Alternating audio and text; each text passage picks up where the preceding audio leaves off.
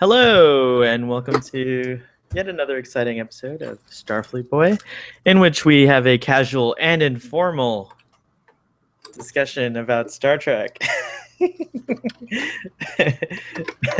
You need some light, Doctor. Oh, do I? Yes. Okay. I suggest you cast a little illumination upon yourself, Doctor.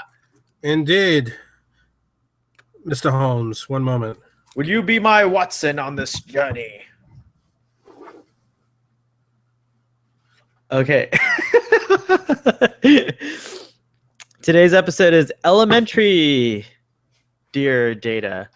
And while the Doctor is illuminating himself, I'll get started. This episode is fairly straightforward. It starts out with it's a buddy episode. It starts out with Geordi and Data going into the holodeck. They get all dolled up and Victorian garb and decide to reenact a Sherlock Holmes style mystery.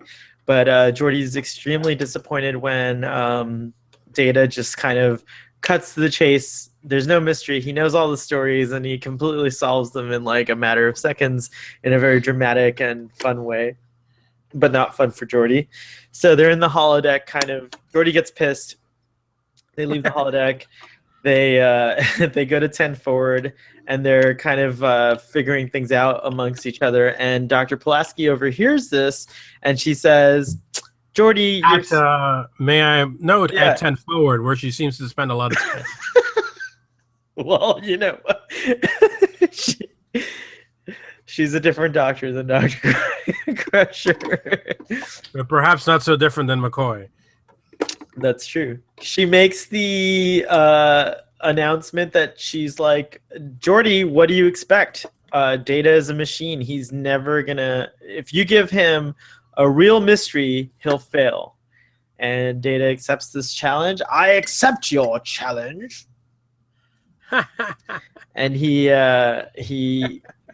Dr. Pulaski, he invites Dr. Pulaski to witness the challenge, and she says, I wouldn't miss it for the world. They all go back to the holodeck. And this time something interesting happens. Geordi asks the computer to create an adversary worthy of Data and able to defeat Data. He does not say Holmes, he says Data, and this changes things immensely. All of a sudden the holodeck changes. It seems very different to all of them. And one of the holodeck programs, Professor Moriarty, becomes somehow sentient and is able to easily foil Data. Obviously the computing, we're saying here that the computing power of the Enterprise can outwit Data in the confines of the holodeck. And he's able to outwit Data, but he also becomes sentient and now wants his freedom. Of course, that's not possible. He's holding Dr. Pulaski hostage. Data and Geordi panic. They leave the ship and they let Captain Picard know. They leave the holodeck. The holodeck, and they let Captain Picard know. What are you fidgeting with over there? I'm sorry, I'm still with the batteries on the shuttlecraft. I'm listening. Don't worry. I'm sorry. Well, yeah, but it's terribly distracting, Doctor. Oh, it is. Oh, I'm sorry. Anyways, the end result is that Picard himself must go into the holodeck, and he and Moriarty have an exchange in which Picard agrees to save Moriarty's program in the computer banks until such a time in the future where he can be revived and he can be set free from his holodeck confines. And that's the episode in a nutshell. What did you think? I liked the episode more when I was younger than now. No! I have to admit, I think this is the time to address when I was younger, I created a bit of a monster when it comes to Sherlock Holmes, and I introduced you to the finest actor to ever portray Holmes, Mr. Jeremy Brett. Yep, Jeremy Brett. The Brett, as they call him. Is that they, or did we create that? I think we created that. I've never heard anyone else use it, but I think everyone should use it. Yes. Yes, this episode does combine two of my loves. I mean, I liked Sherlock Holmes when I was a kid because I read like an abridged, like a kid-friendly. Unfortunately, I didn't read the actual Strand publications till later, but when I was a kid, I read some sort of kid-friendly version of Sherlock Holmes. Immediately fell in love with the character. I mean, what kid wouldn't, right? Right, exactly. Later on, I discovered, the performances by Basil Rathbone. Was it Peter Cushing also did it, right? Peter Cushing, yes, yes. Cushing did it, which I love his portrayal of Holmes. And then this is when what you're talking about in high school. The doctor introduced me to the Granada series starring the incomparable, the extraordinary Jeremy Brett, and that was it. The deal was sealed, and I became obsessed with that portrayal. Oh, say something. So here we have Jeremy Brett, the finest actor to ever portray. I would say this is the definitive actor to portray Holmes. I remember watching these on our local PBS station, which would be WPBT, and the thrill of it was shown on Mystery, which was of course first hosted by Vincent Price, and then Diana Rigg, and I just remember the absolute thrill. Dame Diana Rigg. I'm sorry. I knew her before her dameship. But the thrill of knowing that another story in the canon was going to be adapted by the amazing duo of Jeremy Brett as Sherlock Holmes, and we cannot forget the great Edward Hardwicke. Right. As possibly, he is the best John Watson that has ever been on the screen. But you also, of course, alluded to the great Peter Cushing, who did the Hammer version, and he had his own series, of course. And Basil Rathbone. Hack. Well, for many years, he was the definitive. And, can I just say that there is something to there is something in Brent Spiner's face that recalls Basil Rathbone. Take a look at that profile, and then just take a look at Basil Rathbone, and tell me there is not a bit of Brent Spiner. That's what I see. Very much so. No, I agree with you on that regard. And so Brent Spiner, love you to death. Your Holmes is not the greatest, but it's a pretty good. It's pretty good. It's all right. It's Data being Sherlock Holmes, and I definitely appreciate it. And I really think that it's one of the finer things that they've included in the character of Data for Data, and it gives him a lot of dimension and depth that he tries to emulate the great detective. And in fact, Data would be the modern equivalent, the Star Trek The Next Generation Starship version of a Holmes-like character who uses deductive reasoning and things like that. And is he? I mean, I would say so. I mean, he's definitely a problem solver. He does it in his Data way. Thank goodness he doesn't bust out with the Holmes impression every time he's trying to solve something. Because it's not Data who saves the day. I would wager it's Picard. In this episode, you're right. He is, in fact, outwitted, which is Dr. Pulaski's point.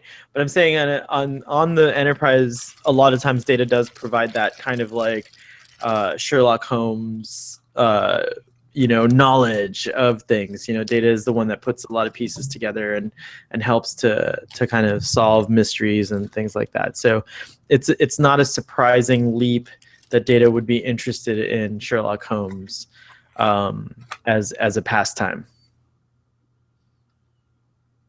But anyways, yeah, so that's that.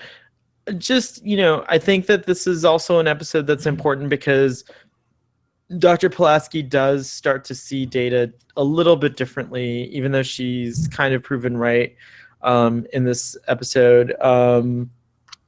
I think it was a wonderful commentary on consciousness and sentience and what is intelligence and what makes intelligence. Does it have to be associated with a biological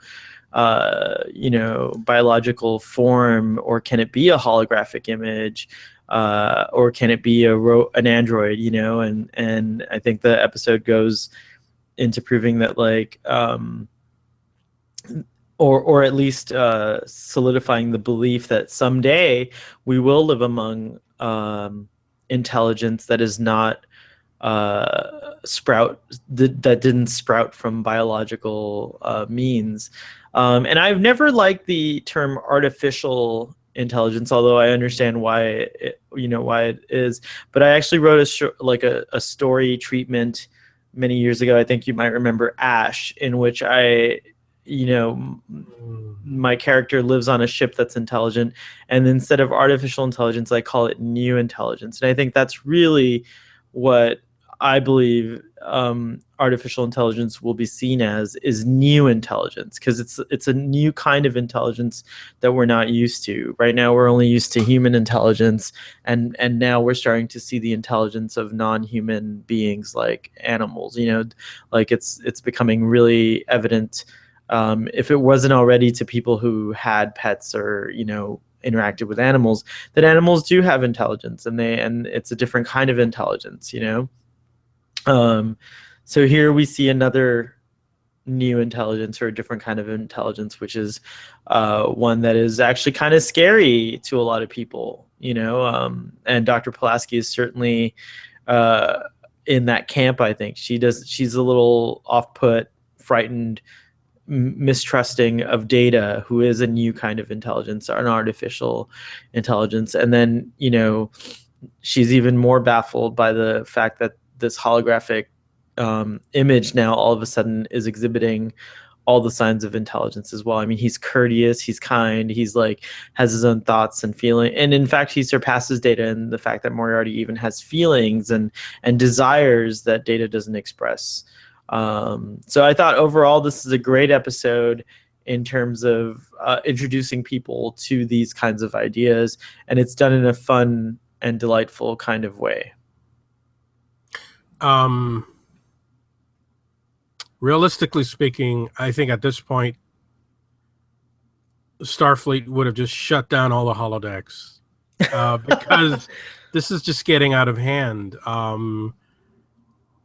The idea that the holodeck could have created a sentient, artificial, new intelligence just because of a grammatical choice by Geordi is mind-boggling. I mean, when they're when they're in the ready room, and Picard is asking Geordi, okay, walk me through the steps. What happened exactly? And Geordi realizes, oh, someone capable of outwitting Data. And then it's like, so wait a minute. So all we have to do is to go down to the holodeck and say, holodeck, please create somebody capable of defeating, I don't know, Captain Picard, and boom, instant we're gonna get somebody who's going to be able to take over the Enterprise. We would have gotten Shinzon. I mean, it's just kind of, I think it doesn't make any sense. And then furthermore, I think there is, and correct me if I'm wrong, I think there's actually a visual mistake in the episode, because it seems like the Moriarty character sees the Ark and sees Geordi in the Ark as he's making that request, not before. Now, if Moriarty had noticed that, after Geordi had made that request, I think the scene would have made more sense. But I don't have an explanation. I would like an explanation as to why is it that Moriarty notices the arc when we've had previous holographic characters in the holodeck not recognize anything that is not quite, you know, of their world. I mean, certainly not the arc. It just kind of, you know, they're just not programmed to see it. Moriarty was just walking, you know, he's just there with the prostitute, and you can clearly see that he's puzzled by what he's seeing. And I'm thinking, well, why is Moriarty noticing this? And then you see Geordi make the request of the computer, please give Data a foe worthy of him. And then there's actually another scene that follows up where you do see Moriarty kind of wake up, or it looks like his programming is rewritten. But he's already seen the arc. Well, it's unclear. I mean, I did notice that. It's clear. I did notice that, but maybe he was just looking at them and thought they were weird, and then like it all kind of dawned on him. I don't know, but you're right. I'm gonna go with you on this one. I'm not gonna like do one of my. I mean, you're right. There is a scene where he seems to power up and like, yeah, oh, I'm suddenly sentient, which is you know, okay, in the context of the episode it makes sense, but he does see the arc first, so it seems like Moriarty is somehow already predisposed to being exceptional in some way. Well, they've kind of, you know, been messing with this holodeck program, so it's possible that like there might have already been a flux of some kind, because you know, they asked the computer a few times to do something, and you know, you're right though. I think that I would have re-edited that if I were to have license to take something out of this episode. It would definitely be that scene, because it is a little confusing. I did like that one of the ways that Moriarty describes his experiences that he, you know, especially aboard the Enterprise, and he's talking to the computer a lot apparently off screen, is that he describes the, you know, I'm it is as if I'm a tiny being riding on a turtle's back through the cosmos, right? And I think, I don't know if you like Terry Pratchett, but yeah, that seems like it seems like a reference to the Discworld, which is sitting on the turtle's back. So I don't know if that was intentional or not. I couldn't find anything to back it up, but I shall. We'll continue. I shall look it up. So I like that. The actor who plays James Moriarty is actually really great. He should have played Moriarty, I think, in an adaptation of Sherlock Holmes. His name is Daniel Davis, and he's in the show Gotham, which is his most recent role, I think. I don't know if you know that. I don't watch that show. I don't either, but that's what the IMDb says. I think that like, you know, they obviously, we go into the holodeck and see this character again later on, but I think it was a great introduction to him. And I think that it shows that the computers of the future are unlike any, you know, you were saying like you find it maybe highly implausible. Well, based on today and current computing, yes, it is implausible, but like in the future, it seems like a computer like the one of the Enterprises on board the Enterprise, which is so sophisticated, would be capable of taking commands, literal commands like that, and interpreting it in a way. So there is a degree of, you know, which is not really touched upon on the show, but the computer is in fact intelligent. There is a degree of artificial intelligence there, and Moriarty is like the next, is like its child in a way. You know, the computer is so smart. I mean, think about it. It has to monitor the entire ship systems. It's monitoring every life form on the Enterprise.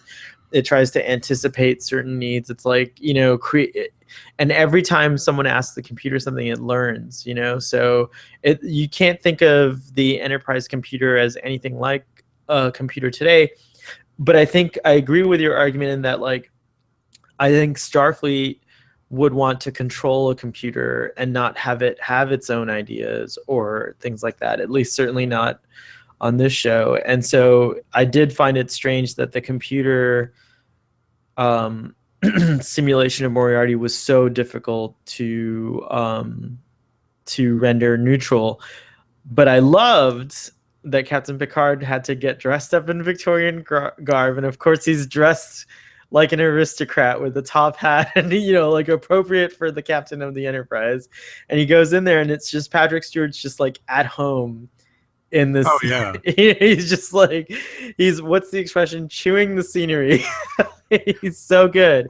And I thought that was one of the highlights of the episode. In fact, it was probably the best part of the episode, is the exchange between Moriarty and Picard. And, you know, while Data is formidable and Data is impressive, Captain Picard is in fact the captain, and it is great to see when he comes in and saves the day, so to speak. Something significant that we must make note of is not only is the holodeck apparently capable of just, you know, creating sentient life now. Did you notice that the paper upon which Moriarty drew the Enterprise, which is a holographic construct, left the Enterprise, left the holodeck? I mean, left the holodeck.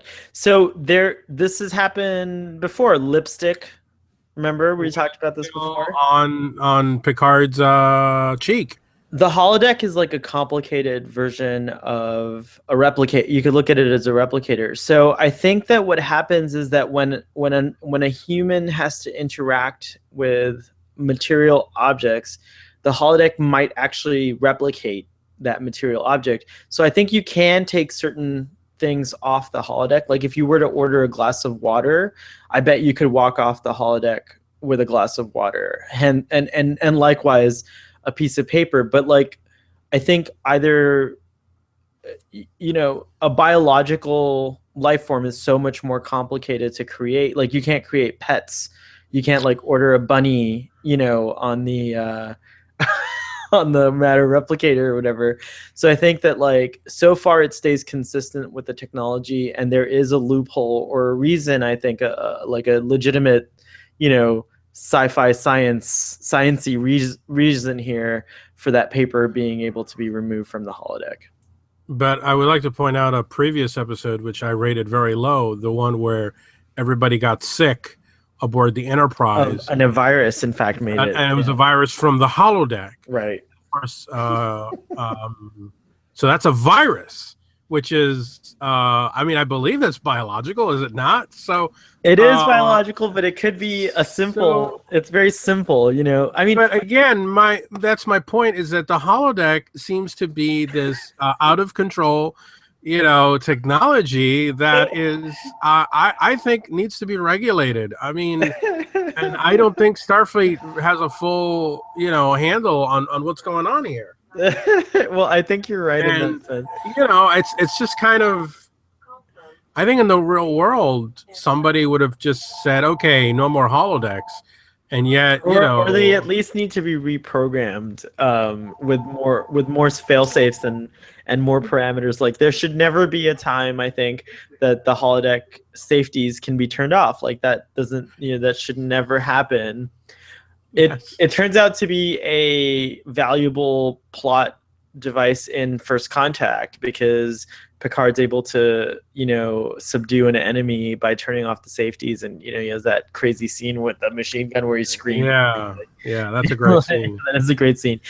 But yeah, like, why would you ever want to turn off the safeties? Like that just seems like, exactly. You know, like, it seems like that should not be allowed at all, or you know, I know, things like that. But yeah, I that troubles me about the holodeck.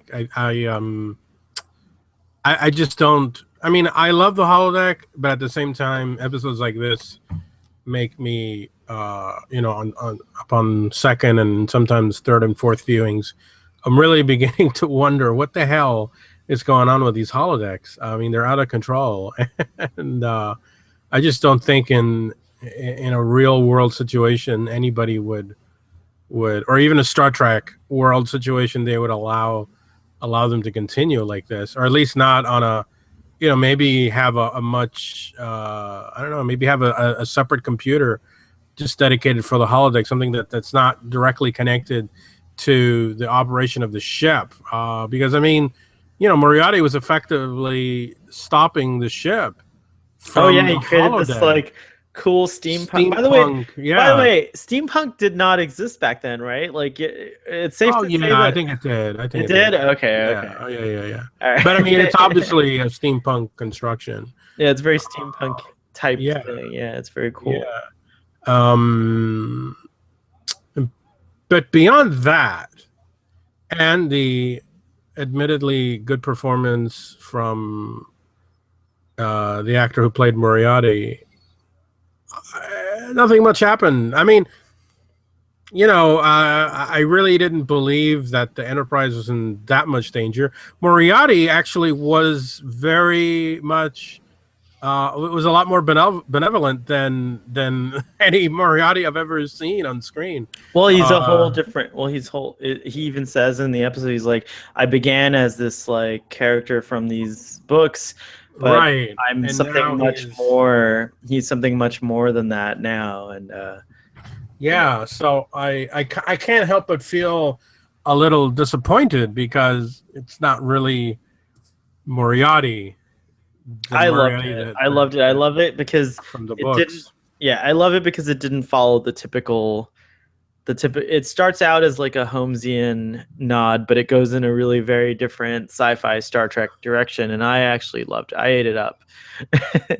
No, I mean I like the setting, and I'm going to read now from our favorite tome here, the the Star Trek Companion, which states that of course this episode was taking Data's love of Holmes to the next logical step, but sadly the popular Holmes milieu would not be used again on Next Generation until much later for legal reasons. After this segment aired, Paramount received notice that the Arthur Conan Doyle estate still owns a percentage of the rights to the Holmes character after nearly a century, and would require a usage fee if it was ever used again. So fascinating. Yeah. So imagine this could have been a yearly visit to the holodeck, just as the Dixon Hill setting, and I'm glad that it wasn't actually, though. I like it does. It's an episode that stands out definitely, and I'm surprised because it does feel like they went and did the Holmes thing a couple more times. But you're right. Maybe it was just the one other time later on. So you would not have wanted to see Data continue in other Holmesian excursions with maybe I don't know, Worf, or imagine if when Crusher had returned, or maybe Wesley could have Crusher could have been Irene Adler. That's fair. As superb as this portrayal of Holmes was by Master Brent Spiner, I would wholeheartedly say that Holmes should be reserved for the Victorian era and not on a starship. Well said, sir. Well said. Which, we won't talk about another show. There's a show that I'm very delighted by. However, I'm also very opposed to. What show is this? It's the show called The Detective. It's a show called The Detective. Yeah, it's on BBC. They only do like 3 episodes a season. It's Stephen Moffat. Oh yes, it's kind of like Mark CSI in London, right? London, right. And then and that show kind of tries to do a Sherlock Holmes reinterpretation, but right. But this is in a world where Arthur Conan Doyle doesn't exist, correct? Right. Apparently, yeah. So that's why I call the show The Detective. Oh, okay. And that shows you just what a snob I am about Sherlock Holmes. You're doing, Doctor. You're doing. Yes. Well, I am a self-professed Sherlock Holmes whore. Which goes to show you that if I don't watch Sherlock, that's how crappy that It's show a is. good show. It's just No, just not when a good when show. you think of it as a show that's not Sherlock Holmes. No. The No. the detective. I own many versions of Sherlock Holmes right here, right behind me. I have I even have a version with Charlton Heston, which I'm proud to say I enjoy. Moriarty, not from my cold dead hands. Um, Rarely have I watched a Sherlock Holmes I didn't enjoy. I think you'd have to go to like Richard Roxbury. His version of Sherlock Holmes is just atrocious. But I enjoyed Brent Spiner's little dalliance with the character. And I think it's interesting. Go ahead. Brent Spiner actually, funny enough, I think Data is his kind of most developed. He's a character actor, and I think Data is definitely his most developed character. And certainly, I think many people who watch Star Trek understand something about artificial intelligence and artificial beings, even though those things don't actually exist. And it's Brent Spiner that brings those things into our consciousness through his wonderful portrayal of Data. But he's a fantastic character actor. I just saw Independence Day sequel. Oh, you did? Yeah, I just saw it recently, and I have to say one of the more delightful things about it was Brent Spiner's Dr. Oaken, and they really, without giving away spoilers, they really go into his character a lot more than they did, I think, in the first movie. And it reminded me though that he's a character actor, and then he has an opportunity to do this on Star Trek. Often he does this Holmes, but there's also later on, the episode with the Mask of Musaka, and he plays several. Oh, yeah, we'll get to that someday soon. I don't know, it's 4th or 5th season, but he's able to get into the multiple characters in that, and he's a very versatile and talented and gifted actor, and especially when you see his actual personality, you're just baffled that this man was able to play Data. They're like the complete opposite of each other, And so a nod to a cheers and a good job done to Brent Spiner. I have to commend him highly for this. Yeah, the first season seemed to show Data in moments where he seemed to be engaging in, the only thing I could describe it, he's engaging in play. He's playing like a child, right? And when you consider that Data has not been around for that long, really, he was, I forget how old he is, but that's part of the thing about Data, is that he does have kind of a childlike quality to him, and the way he's delighted to go on this adventure in the holodeck with Geordi. And that's another thing I want to talk about is I think this is the episode that really just boldly begins the great Data Geordi friendship. Mm-hmm. Obviously in the first season, Geordi being on the bridge as the helmsman allowed him to be around Data a lot. And there was that scene where they're painting, Data's doing that painting. I mean, they started establishing it for sure in season 1, but here we really see it.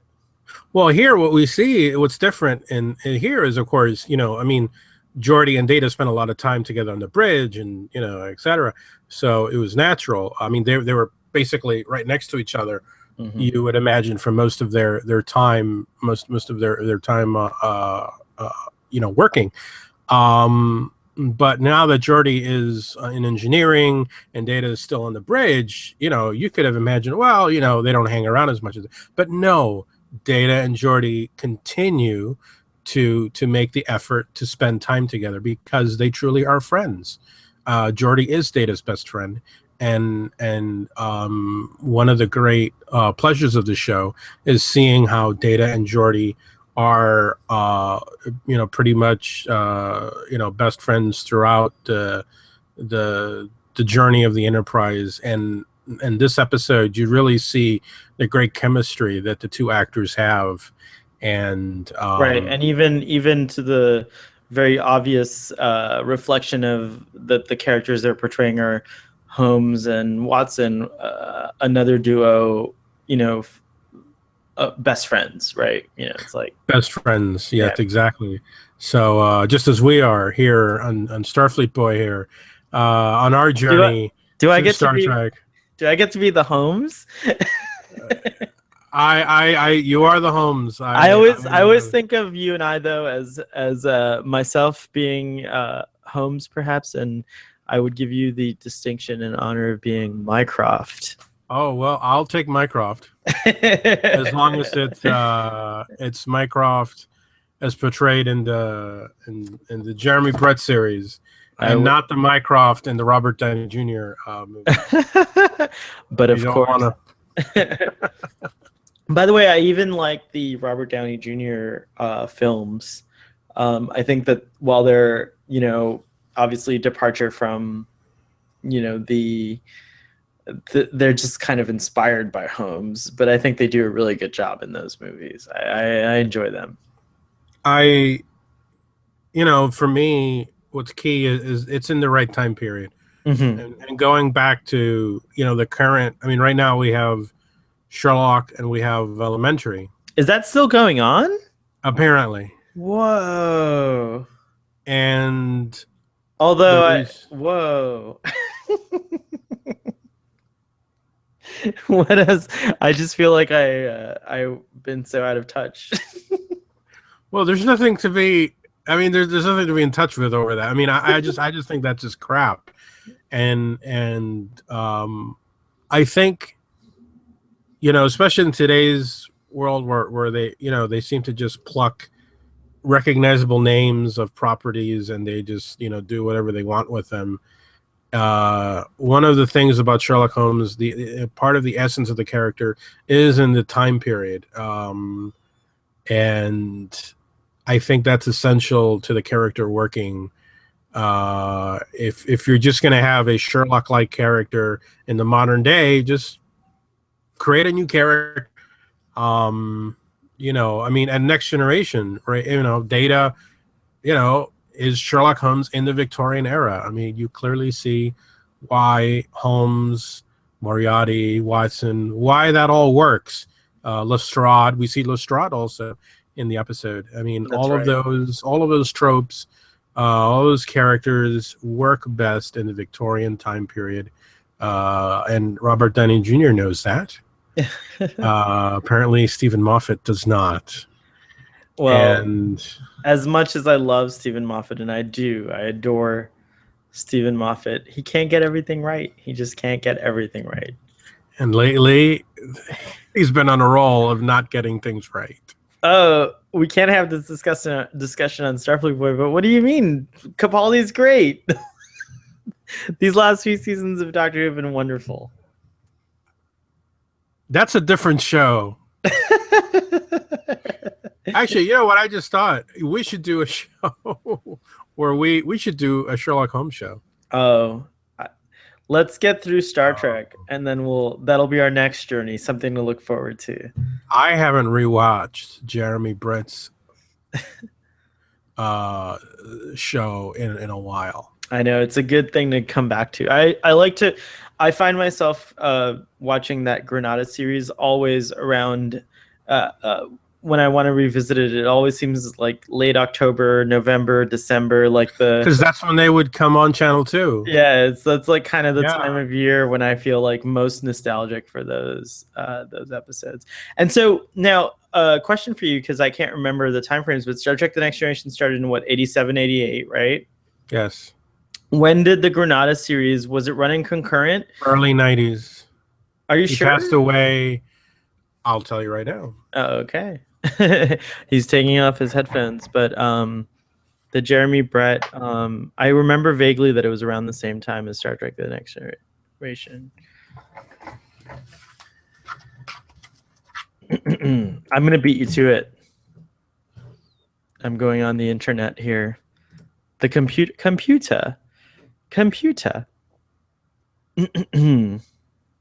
94 was the memoirs of Sherlock Holmes.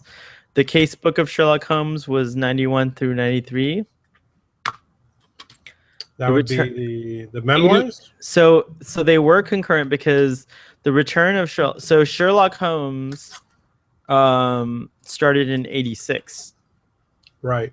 Actually, even before that, The Adventures of Sherlock Holmes started in 84 and the Holmes series ran all the way until 1994, and then and it ended. Yeah, because I remember vividly telling you when Jeremy Brett passed away. Right. That's right. In 96, actually, which is the year I graduated from high school. Which was... Sorry, 95. He died in 95, but his last film came out in 1996.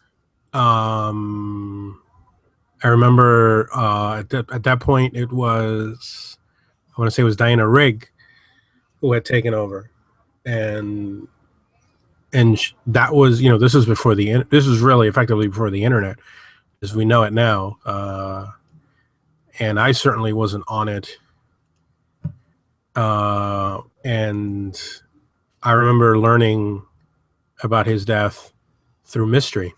And the beginning of you know, because Mystery would show different the show Mystery on PBS before it was absorbed by Masterpiece Theater would run a season of different detectives, different mysteries. There was Poirot. There was exactly Mrs. Marple. Was it Mrs. Marple? Mrs. Marple. Diana Rigg had her own. The Mrs. Bradley mysteries, which were excellent with Peter Davidson, as a matter of fact.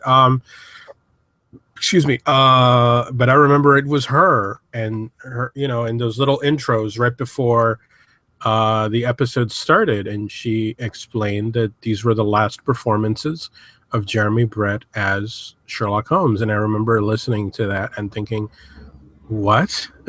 I know. You know, and of course, you know, I mean, you know, it would take years, you know, a couple of years to confirm that.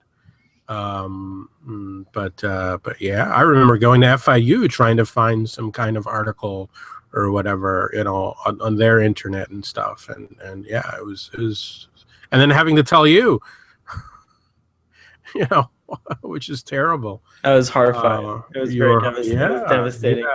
Yeah. But bringing it back to this episode. Starfleet. Yeah, it's a Star Trek.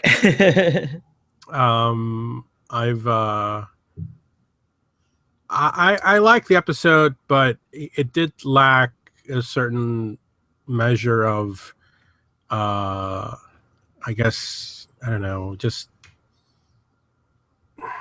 it was, you know, I never really felt anybody was in danger.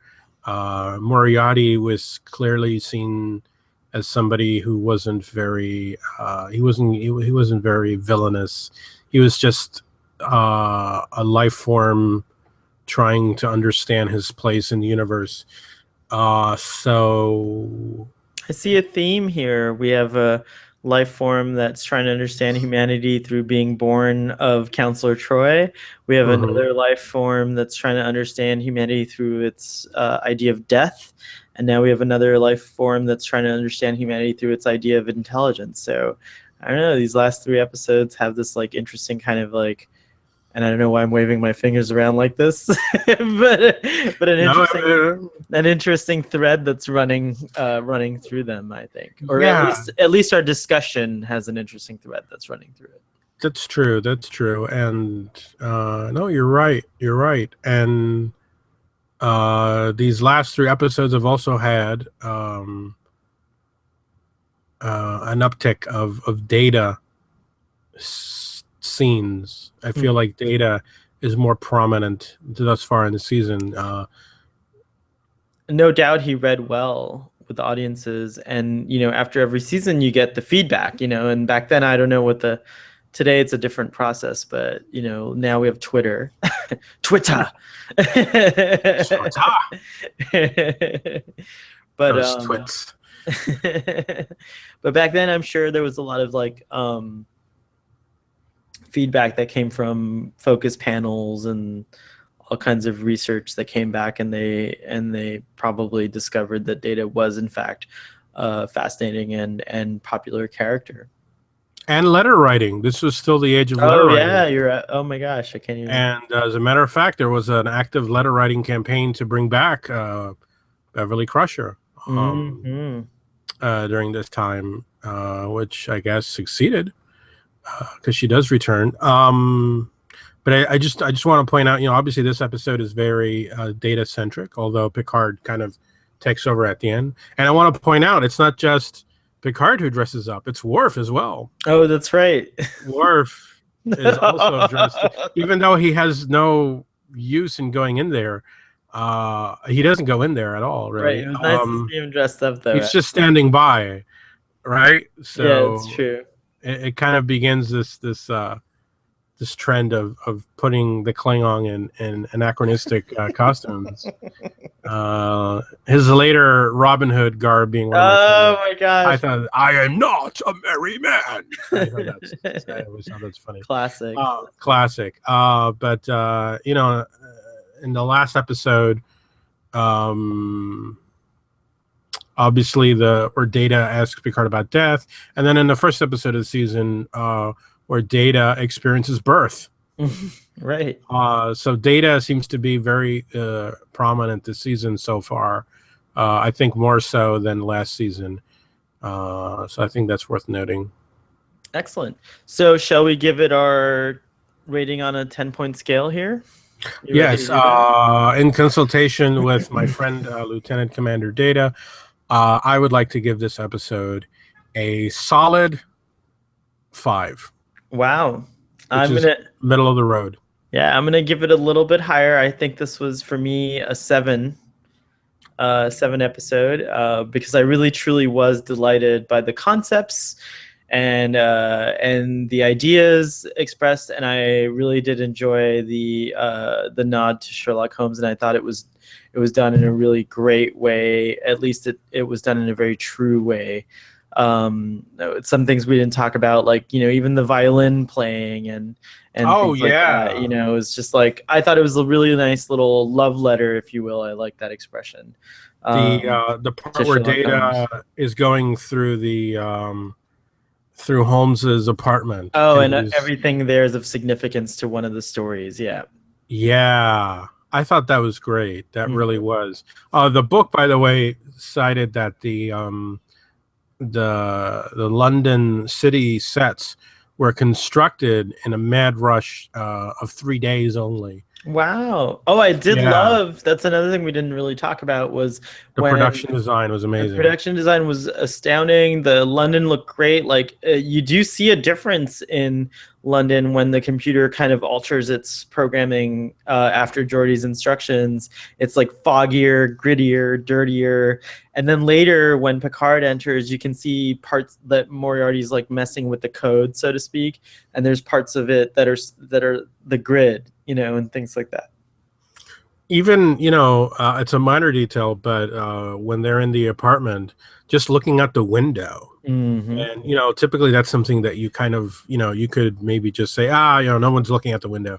But I look out the window, and I have to admit that it looks like they're, on location somewhere. I mean, they did a fabulous job with those sets. Yeah, and overall, season 2 it does feel like there is a step up in production value overall from season 1. Again, just like the different lighting, I think, makes a big difference, but there's just something about the production value in season 2 so far that I feel like it's more of what I think of as the Star Trek The Next Generation aesthetic. It's starting to become what we later think of, and then DS9 follows suit, and Voyager even continues to carry on that aesthetic. And even I would say Enterprise actually honestly continues to carry that aesthetic. That aesthetic is so strong that it lasts several of these spin-off series as well.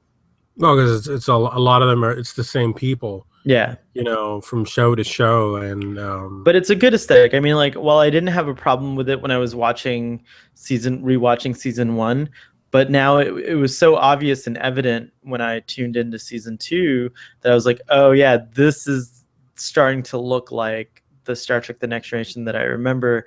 Even the uniforms are a little more relaxed looking. They're not as like, they're still the same uniform from season one, but we'll have even a change in that soon. And it's just like I think it's a darker, grittier aesthetic, which I really enjoy. well, the book mentioned that a number of small changes that were made in the bridge included Picard's captain's chair is actually different than it was in season one. It's actually it's better fitted to Patrick Stewart himself. And that's to his size, and the chairs for the console for navigation and helm are also slightly different. They're not quite so backwards leaning, and they look a little more comfortable, and they're able to swivel a little bit better.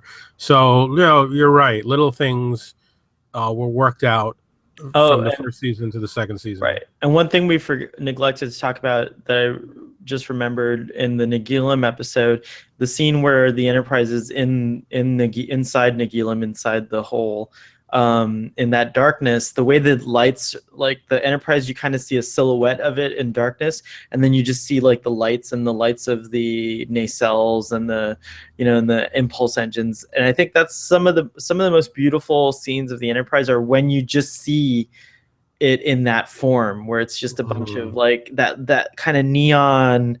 I would almost say a deco aesthetic. Like Star Trek: The Next Generation does have this kind of like very new, futuristic neon kind of aesthetic to it, and I think that's evident in that last episode. And I just want to say, like, overall, those are the kinds of things that I think this season is definitely stepping up in terms of production and visual presentation. Okay, so thumbs up for the Pulaski era so far. So far, so good. Yeah, Pulaski era. I'm sorry I missed you the first time around. I was such a spoiled little brat, but I'm enjoying it so far. So live long and prosper. Live long and prosper.